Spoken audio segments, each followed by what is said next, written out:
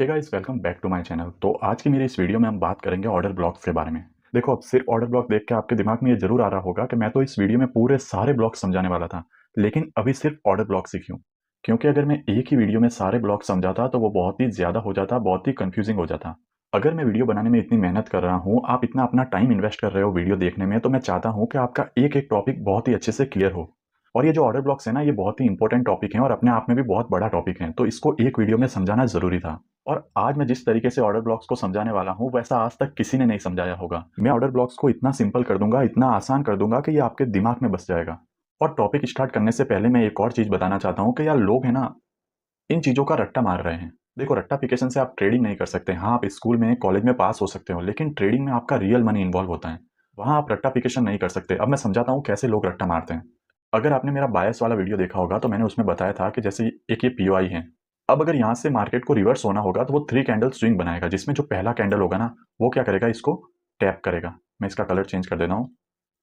दूसरा कैंडल होगा, वो डिस्प्लेसमेंट देगा। जो तीसरा कैंडल होगा, वो रीटेस्ट करेगा। इसका जो लास्ट पीओआई होगा ना डिस्प्लेसमेंट वाली कैंडल का, इसको रीटेस्ट करेगा। और अब जो फोर्थ कैंडल होगा, वो एक्सपेंशन देगा। तो लोगों ने क्या किया, एक चीज को रट लिया कि भाई यही होगा, जहां से रिवर्सल होगा ना, तो पहली कैंडल तो क्या करेगी, टैप करेगी, दूसरी डिस्प्लेसमेंट देगी, तीसरी कैंडल ही रिटेस्ट करेगी और चौथी कैंडल ही एक्सपेंशन करेगी। लेकिन वो इस प्रोसेस को समझ ही नहीं पाए। बात यहाँ पे नंबर ऑफ कैंडल्स की नहीं है, बात है ये जो पूरा प्रोसेस हो रहा है ना, इस पूरे प्रोसेस की है। जैसे मार्केट इस पीओआई पे आया, इसने इसको टैप किया। लोअर टाइम फ्रेम की बात बता रहा हूँ, अगर ये डेली का है तो ये 1 आवर का बता रहा हूँ। इसने इसको टैप किया, फिर मार्केट स्ट्रक्चर शिफ्ट किया, फिर जो लास्ट पीओआई होगा ना, उसको टैप किया, और फिर जो होगा एक्सपेंशन आएगा। तो ये लोअर टाइम फ्रेम पे ऐसा प्रोसेस दिखेगा। तो यहाँ पे सारी चीजें हो गई, टैप हुआ, डिस्प्लेसमेंट हुआ, रिटेस्ट हुआ और एक्सपेंशन हुआ। अब ये प्रोसेस जरूरी नहीं है कि 3 या 4 कैंडल में ही हो। ये सारा प्रोसेस 2 कैंडल में ही हो सकता है। जैसे जिस कैंडल ने टैप किया ना, वो कैंडल ऐसे विक बना के ऐसे भी जा सकती है।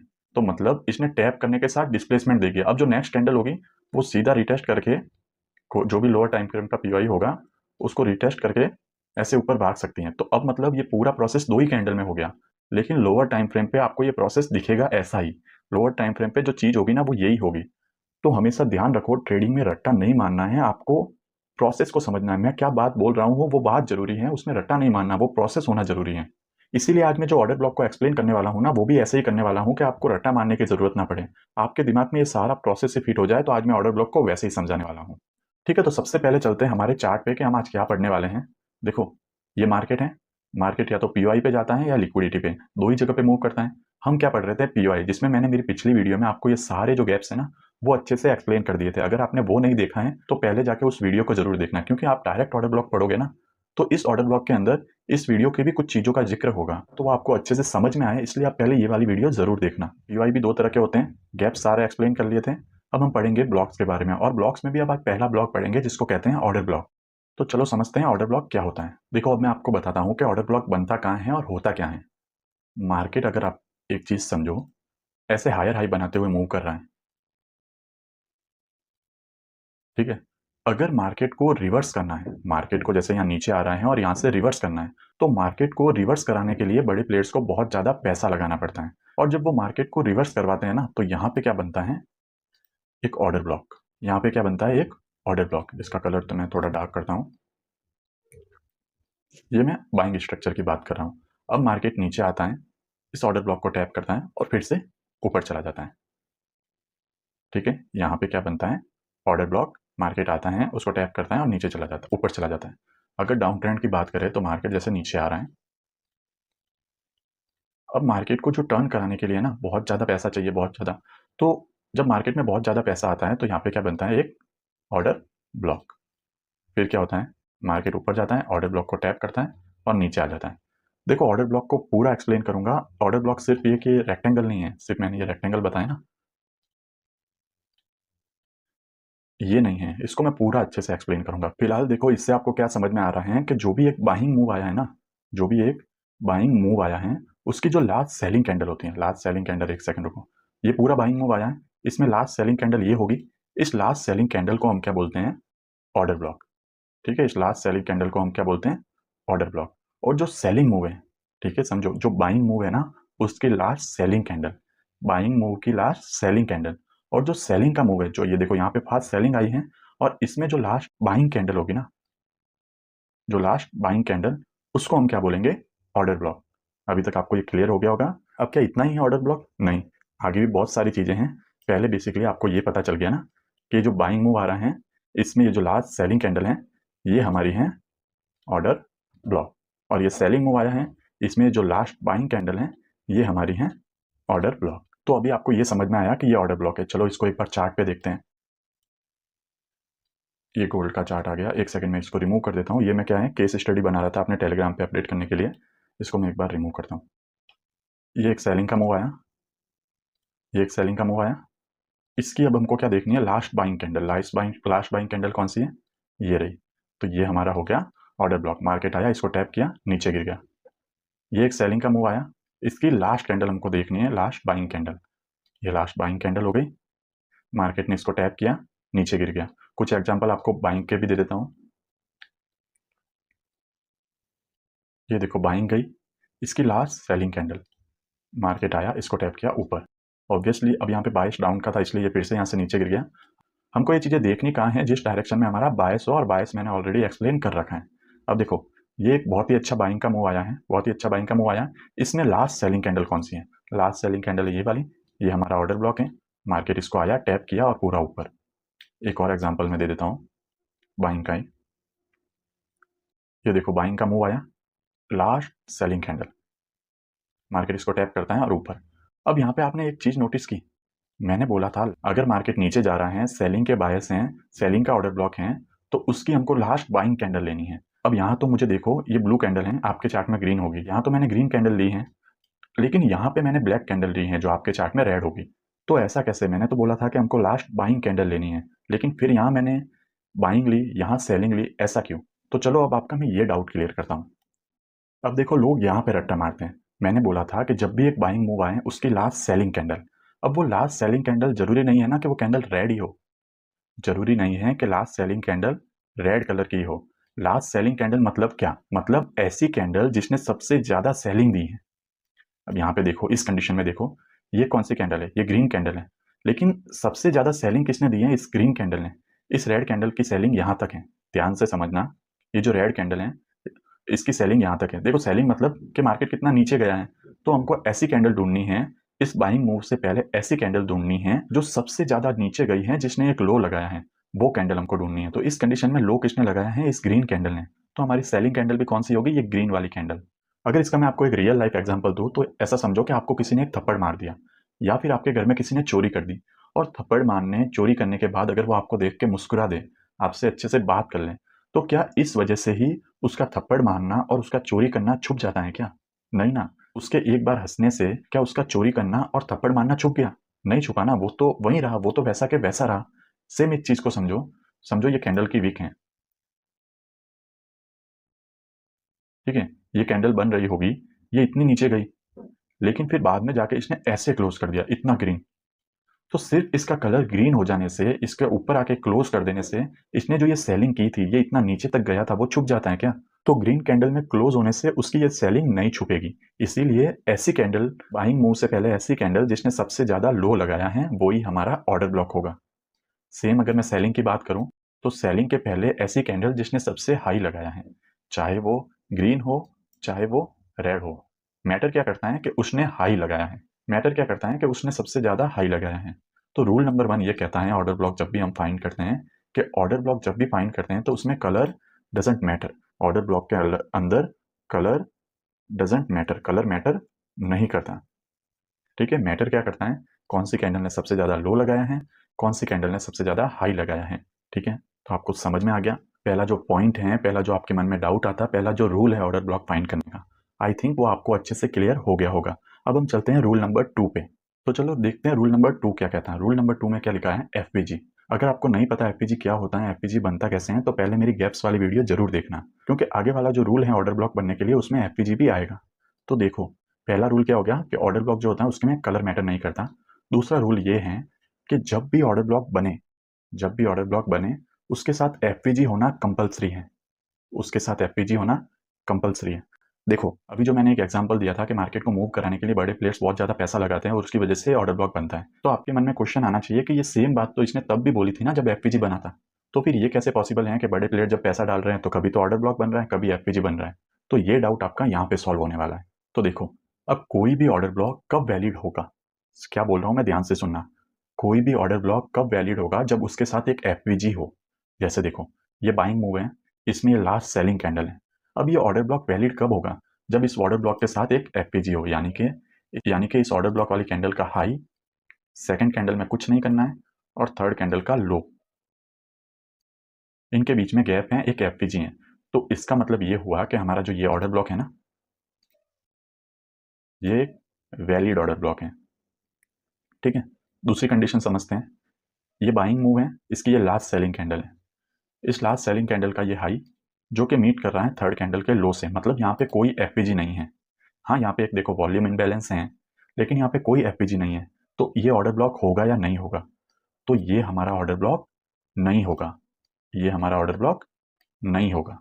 ध्यान रखना, ऑर्डर ब्लॉक तभी वैलिड हैं जब ऑर्डर ब्लॉक के साथ एक एफपीजी हो। अब इसका मतलब क्या हो रहा है? मैंने आपको बताया था कि एफपीजी कब बनता है, जहाँ पे बायर्स और सेलर्स इक्वल नहीं होते हैं। मतलब अगर बड़े प्लेयर्स यहाँ से खरीदना चाहते हैं तो यहाँ पे इतने सेलर्स है ही नहीं, उसकी वजह से कुछ ऑर्डर फिल नहीं होते और ये गैप बनता है। इसीलिए ऑर्डर ब्लॉक उसी कंडीशन में वैलिड होगा जब ये गैप बनेगा, ताकि हमें पता चले कि यहाँ पे बड़े प्लेयर्स का इन्वॉल्वमेंट है और मार्केट उसको रीटेस्ट करने आएगा और हम अपनी एंट्री लेंगे। तो अगर लास्ट सेलिंग कैंडल के साथ एफपीजी नहीं है तो वो ऑर्डर ब्लॉक भी नहीं है। थर्ड केस देखते हैं। देखो, ये बाइंग मूव है, यहाँ पे ये लास्ट सेलिंग कैंडल है। ठीक है, अब इसके ऊपर यहाँ पे एफपीजी नहीं है, लेकिन यहाँ पे एफपीजी है। देखो ध्यान से समझना, इस कैंडल के साथ एफपीजी नहीं था, लेकिन एफपीजी कहाँ पे है? यहाँ पे एफपीजी है। बाइंग मूव तो आया, एफपीजी भी बना, लेकिन वो ऑर्डर ब्लॉक वाली लास्ट सेलिंग कैंडल के साथ नहीं था। तो इस कंडीशन में हम क्या करेंगे? तो इस कंडीशन में जिस कैंडल के साथ एफपीजी है ना, वो हमारा होगा ऑर्डर ब्लॉक। तो इस कंडीशन में हमारा ऑर्डर ब्लॉक कौन सा होगा? ये वाली कैंडल। क्यों होगी ये वाली कैंडल? क्योंकि इस कैंडल के साथ एफपीजी नहीं था, इसके ऊपर वाली कैंडल के साथ एफपीजी था। मतलब मार्केट में अगर ऑर्डर ब्लॉक बनना है तो उसके साथ एफपीजी होना बहुत जरूरी है। तो आई होप आपको ये भी समझ में आ गया होगा कि ऑर्डर ब्लॉक सिर्फ तब वैलिड है जब उसके साथ एफपीजी है। सेलिंग का भी देख लेते हैं। ये सेलिंग का ऑर्डर ब्लॉक, ये वैलिड है। क्यों वैलिड है? क्योंकि इसके साथ यहाँ पे एक एफपीजी है। ये ऑर्डर ब्लॉक वैलिड नहीं है। क्यों नहीं वैलिड है? क्योंकि इसके साथ यहाँ पे कोई भी एफपीजी नहीं है। और तीसरी कंडीशन, यहाँ पे फर्स्ट कैंडल के साथ तो एफपीजी नहीं है, लेकिन सेकंड के साथ एफपीजी है। तो मतलब ये ऑर्डर ब्लॉक हमारा वैलिड है। क्यों वैलिड है? क्योंकि इसके साथ हमारी क्या है? एक एफपीजी। समझ में आई आपको ये चीजें? चलो एक बार चार्ट पे दिखाता हूँ। देखो, ये ऑर्डर ब्लॉक मैंने मार्क किया था। अब ये ऑर्डर ब्लॉक क्यों वैलिड है? क्योंकि इस ऑर्डर ब्लॉक के साथ यहाँ पे क्या है? एक एफपीजी। ठीक है, इसलिए ये ऑर्डर ब्लॉक वैलिड है। ये ऑर्डर ब्लॉक मैंने मार्क किया था। ये ऑर्डर ब्लॉक क्यों वैलिड है? क्योंकि इस ऑर्डर ब्लॉक के साथ क्या है? एक एफपीजी। अब देखो, ये एक सेलिंग का मूव आया है। सेलिंग का मूव आया है, इसमें लास्ट जो बाइंग कैंडल है कौन सी है? सबसे हाई किसने लगाया है? इस वाली कैंडल ने। सबसे हाई जो लगाया है वो इस वाली कैंडल ने लगाया है। ठीक है, एच लिख देता हूं मैं इसको। सबसे हाई जो लगाया वो इस वाली कैंडल ने लगाया है, लेकिन इस कैंडल के साथ कोई एफपीजी है? नहीं है। तो हम नेक्स्ट कैंडल देखेंगे। इसके साथ कोई एफपीजी है? नहीं है। इसके साथ कोई एफपीजी है? इसके साथ है, इसके साथ है। मतलब इतना हम नीचे आगे कोई एफपीजी नहीं है। लास्ट में हमें क्या दिखा कि ये कैंडल है जिसके साथ एफपीजी है। मतलब ये हमारा क्या हुआ? एक वैलिड ऑर्डर ब्लॉक। मार्केट आया, इस ऑर्डर ब्लॉक को टैप किया और नीचे। यहाँ पे देखो, और एग्जांपल अगर मैं आपको बताऊं तो देखो, देखो ये लास्ट सेलिंग कैंडल, लेकिन इसके साथ कोई एफपीजी नहीं है। इसके नेक्स्ट कैंडल के साथ ये हमें हमको मिल गया एक एफपीजी। तो मतलब ये हमारा क्या है? एक वैलिड ऑर्डर ब्लॉक।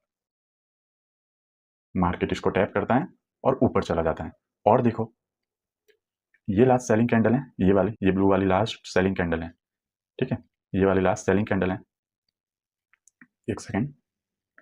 ठीक है, ये ब्लू वाली लास्ट सेलिंग कैंडल है, लेकिन इस कैंडल के साथ एफपीजी है क्या? ये फर्स्ट कैंडल, ये सेकंड कैंडल, ये थर्ड कैंडल नहीं है। लेकिन सेकंड कैंडल, ये जो कैंडल है ना, इसके साथ क्या है? एफपीजी। तो हमारा वैलिड ऑर्डर ब्लॉक कौन सा होगा? ये कैंडल। मार्केट आता है, इसको टैप करता है और ऊपर चला जाता है। तो आई होप आप ये पॉइंट भी अच्छे से समझ गए होंगे कि ऑर्डर ब्लॉक कब वैलिड होता है, जब उसके साथ एक एफपीजी होना ही होना है। ठीक है, तो ये 2 रूल आपको क्लियर हो गए। ये 2 रूल बहुत ज़रूरी थे एक परफेक्ट ऑर्डर ब्लॉक, एक वैलिड ऑर्डर ब्लॉक को फाइंड करने के लिए। अब नेक्स्ट जो थर्ड रूल है ना, वो है कि हम कहाँ पे हमें ऑर्डर ब्लॉक को फाइंड करना है। ठीक है, तो इसके लिए हम पढ़ेंगे प्रीमियम एंड डिस्काउंट जोन। ये एक 5th लेवल है जिसमें हम प्रीमियम एंड डिस्काउंट जोन को पढ़ेंगे। मतलब कि अगर हम बाय करना चाहते हैं ना, तो हमें डिस्काउंट जोन वाले ऑर्डर ब्लॉक को देखना है, और अगर हम सेल करना चाहते हैं ना, तो हमें प्रीमियम जोन वाले ऑर्डर ब्लॉक को देखना है। पहले इस फिब की मैं आपको सेटिंग बता देता हूँ, आप मार्क कर लेना अपने फिब में। ये देखो, ये सेटिंग है, सिर्फ 3 लेवल ऑन है, 1 वाला, 0.5 वाला और 0 वाला। आप स्क्रीनशॉट ले लो, फिर अपने फिब में इस सेटिंग को लगा लेना। ये है प्रीमियम एंड डिस्काउंट की सेटिंग। ठीक है, मतलब हमको क्या करना है, डिस्काउंट में खरीदना है, प्रीमियम में बेचना है। देखो बड़े प्लेयर्स जो है ना, वो कभी भी बीच में नहीं खरीदते। बीच में का मतलब, मैं आपको एक रियल लाइफ एग्जांपल देता हूँ। जैसे देखो, आपको एक फ़ोन लेना है, और अभी अगर आप देखते हो तो अमेजोन पे उसकी जो प्राइस है वो 50,000 है। लेकिन आपको पता है कि 2 दिन बाद मार्केट में सेल आने वाली है, और यही 50,000 का फ़ोन मुझे 40,000 में मिल जाएगा। यही 50,000 का फ़ोन है, वो आपको 40,000 में मिल जाएगा। तो आप इसको 50,000 में लोगे क्या? नहीं ना, आप वेट करोगे कि प्राइस ड्रॉप हो, 50 से 40,000 आए, तब मैं उसको लूँगा। मतलब आपने क्या किया, प्राइस के डिस्काउंट ज़ोन में आने का वेट किया। सेम बड़े प्लेयर्स भी ऐसा करते हैं, वो कभी भी बीच में या ऊपर नहीं खरीदते। वो हमेशा प्राइस के डिस्काउंट ज़ोन में आने का वेट करते हैं। और जब बेचने की बारी होती है ना, समझो सेल के बाद 50,000 की प्राइस, इसकी डिमांड बढ़ गई, कुछ भी हो गया, इसकी जो प्राइस है वो हो गई 55। ठीक है, 55 हो गई। तो मतलब 55 पे आपने अगर 40 में लिया है, तो 55 पे बेचना एक समझदारी है। तो वो क्या करते हैं, इस प्रीमियम जोन जब प्राइस महंगी होती है ना, तब बेचते हैं, जब प्राइस सस्ती होती है तब खरीदते हैं। तो इतना आपको समझ में आ गया होगा। वैसे ये प्रीमियम एंड डिस्काउंट जोन पे मैं एक पूरी वीडियो लाऊंगा। अभी सिर्फ आप इसको कैसे यूज़ करते हैं, मैं आपको ऊपर ऊपर से एक आइडिया दे देता हूँ। जैसे ये रहा, ये एक स्विंग है। ये देखो, ये रहा, ये एक स्विंग है। आपको पूरा एक स्विंग लेना है, उसके लो से उसके हाई तक, और वहां पे आपको लगाना है ये फिब। ये लगाया आपने प्रीमियम डिस्काउंट जोन।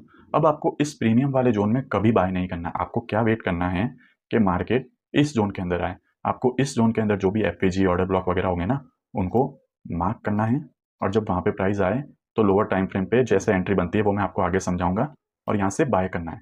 अगर सेलिंग का देखें, ये एक स्विंग है, ये आपने लगा दिया प्रीमियम एंड डिस्काउंट जोन। आपको क्या वेट करना है कि प्राइस इसके अंदर आए। देखो, आपको क्या वेट करना है कि प्राइस इस रेड वाले एरिया के अंदर आए, और यहाँ से मैं सेल करूँ।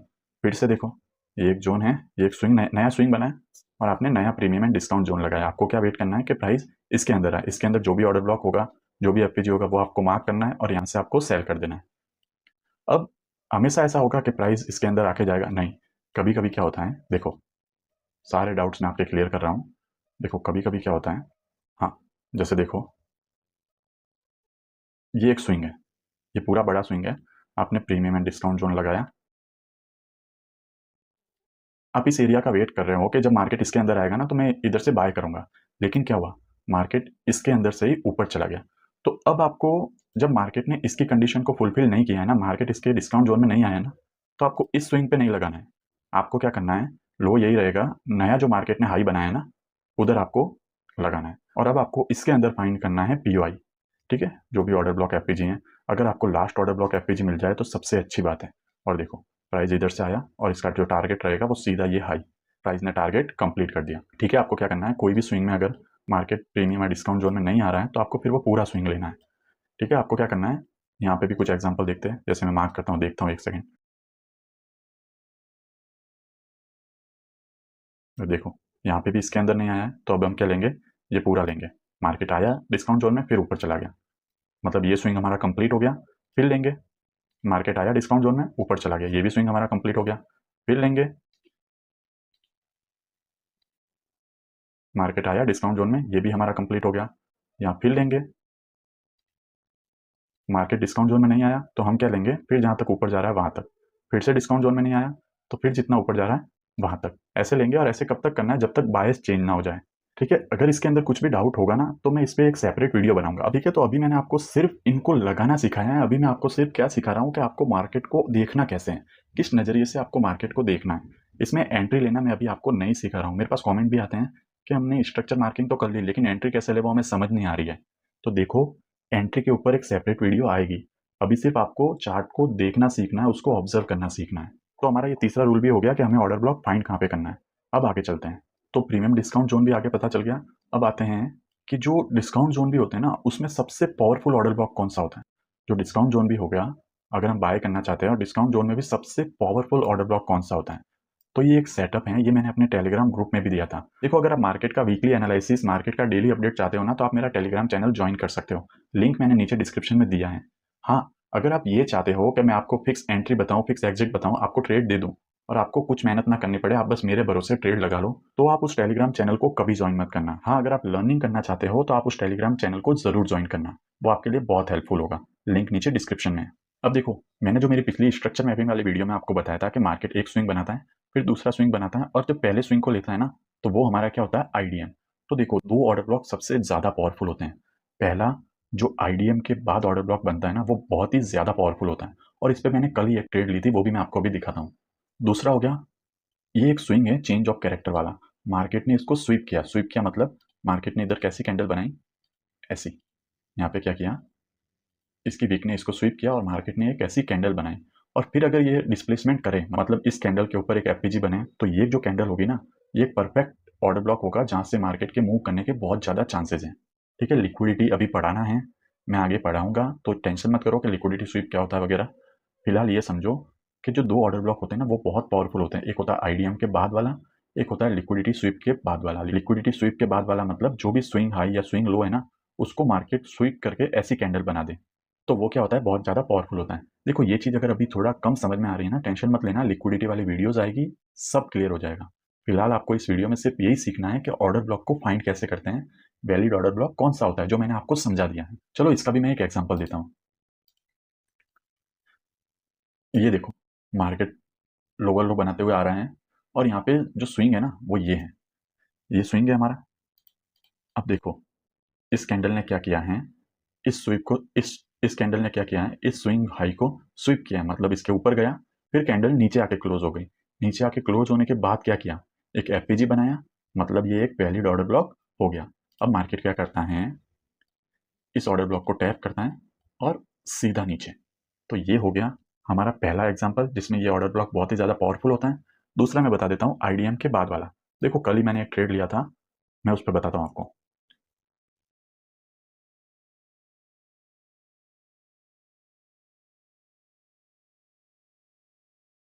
ये देखो, मार्केट स्विंग बनाते हुए ऊपर जा रहा है, ये पहला स्विंग, ये आईडीएम और फिर ये ऊपर। ठीक है, समझ में आया? मार्केट हाई बनाया, फिर हाई बनाया, ये पहला स्विंग, ये आईडीएम और फिर ऊपर। अब देखो, आईडीएम के बाद यहाँ पे क्या है, एफपीजी और ऑर्डर ब्लॉक। ठीक है, ये 5 मिनट का चार्ट है। वैसे जो मेरा टारगेट था वो हायर टाइम फ्रेम पे था, यहाँ पे मैंने एक एंट्री बनाई थी, तो यहाँ से आईडीएम के बाद ये एफपीजी ऑर्डर ब्लॉक मुझे मिला, मैंने यहाँ पे अपनी ट्रेड लगाई, यहाँ मेरा एसएल था और मेरा टीपी जो था ना, वो 1 आवर के अकॉर्डिंग था, जो स्विंग हाई था, ऐसा कुछ मेरा टीपी था। तो देख रहे हो आप कितना पावरफुल होता है आईडीएम के बाद में जो एफपीजी ऑर्डर ब्लॉक होता है। ठीक है, तो यहाँ से डायरेक्ट एंट्री ली थी और पूरा टारगेट आया था। तो ये 2 ऑर्डर ब्लॉक जो होते हैं ना, ये बहुत ज़्यादा पावरफुल होते हैं। पहला क्या हो गया, जो लिक्विडिटी स्वीप करने के बाद ऑर्डर ब्लॉक बनता है, और दूसरा क्या हो गया, आईडीएम के बाद। ठीक है, तो ये भी आपको समझ में आ गया। अब हम नेक्स्ट चलते हैं हमारे लास्ट पॉइंट के ऊपर।